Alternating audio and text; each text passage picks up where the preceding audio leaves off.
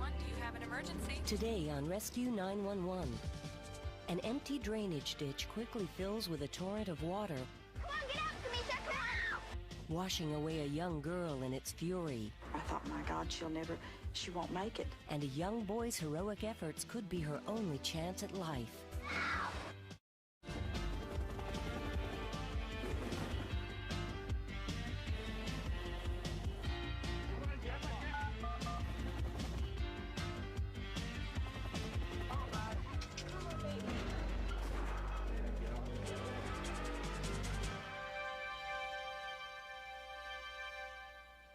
The greatest achievement possible is to save someone's life. By doing so, we're giving other human beings a second chance to pursue their hopes and dreams. I'm William Shatner. Tonight, true stories of compassion, strength, and courage under pressure on Rescue 911. We begin on September 16th, 1991, after a series of heavy rainstorms passed through the city of Arlington, Texas. As the weather cleared, 10-year-old Kamisha Riddle and her friend Ginger Garland headed outside to play.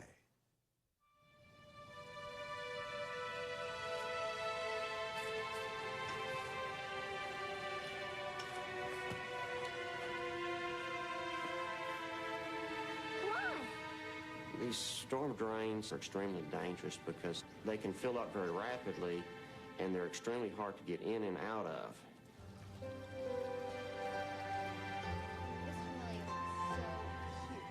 It occurs occasionally that it'll be raining upstream from you and it'll even be clear overhead. You won't even see a cloud, and it just takes a few moments for it to fill up.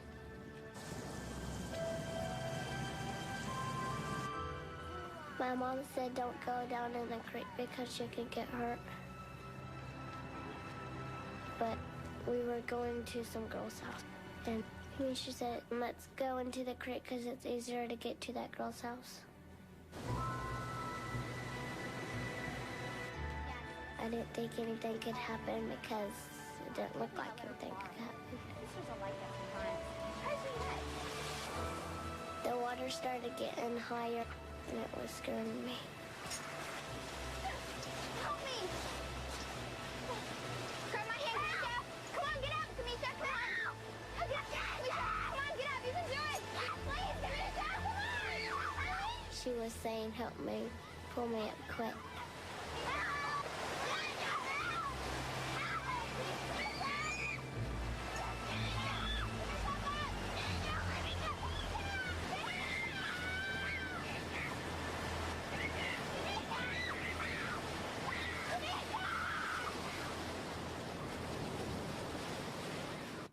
Naomi Stevens and her 15-year-old son, Jeff, were in their backyard when they heard the cries for help. At first, when I heard it, I thought, well, it's just somebody playing.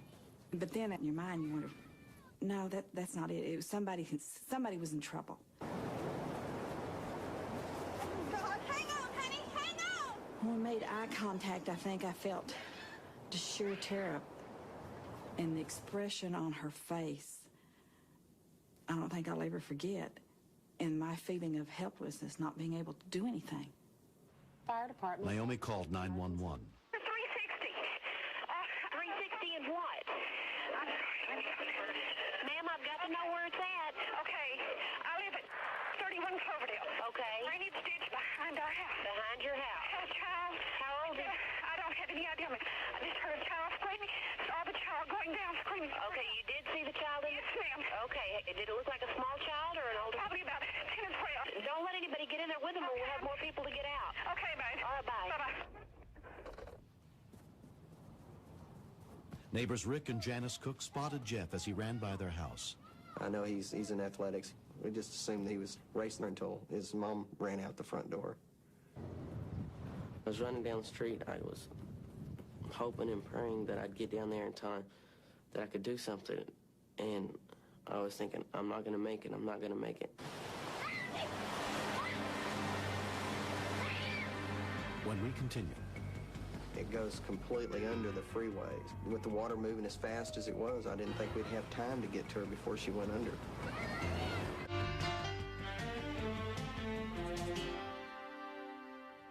10-year-old Kamisha Riddle was swept away by a flash flood while walking in a concrete drainage canal near her house. When a 15-year-old boy heard her cries for help, he and some neighbors set out to try and rescue the young girl before she drowned in the swirling waters.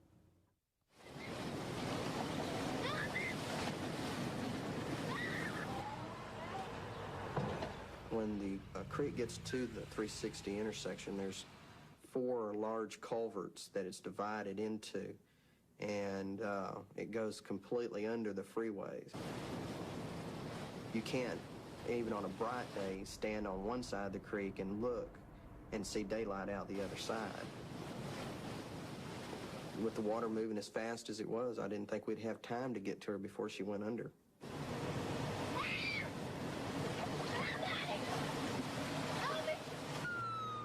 Rescuers with the Arlington Fire Department had no way of knowing where the girl was in the storm drain.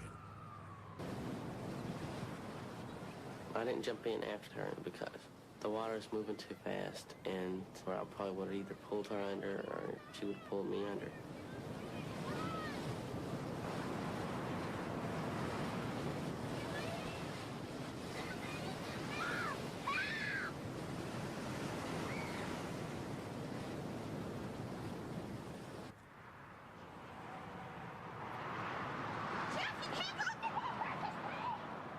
And when I get down there, he says, she's already gone under.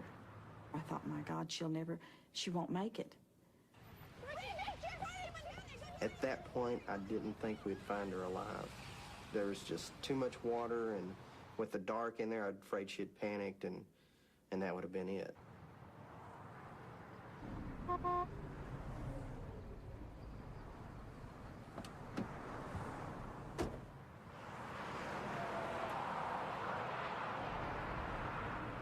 I just kind of figured the best place to go would be the last place where she would have to go through.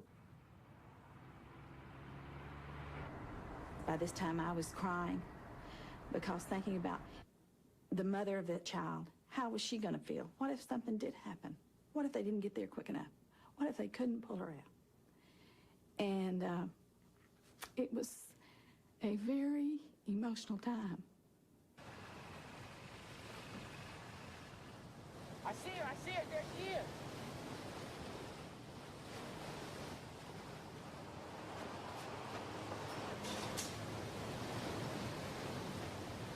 I don't know what she was holding on to, but she was screaming, help me, I can't hold on much longer.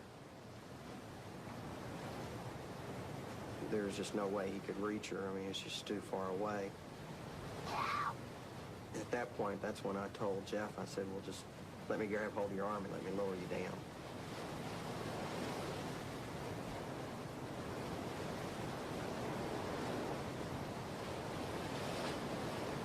She was just in panic.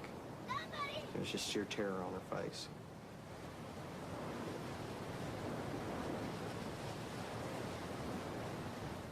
She kind of grabbed a hold of my wrist, and it was a big relief.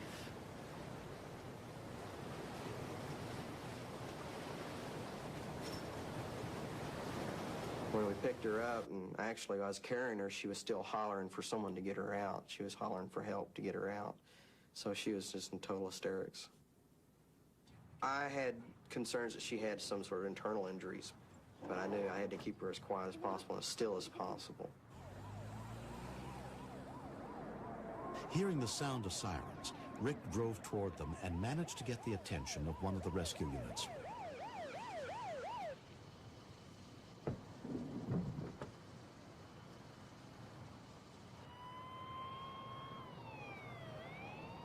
When the young girl's mother, Claudia Riddle, was rushed to the scene, she had no idea what condition her daughter was in.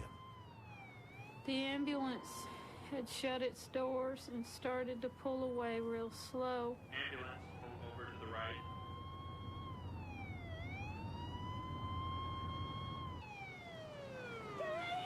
I started to panic, and I ran up to the side of the ambulance, and one of the paramedics came out, and I was screaming and crying by then, and he said, Mrs. Riddle, calm down. We need to talk to you.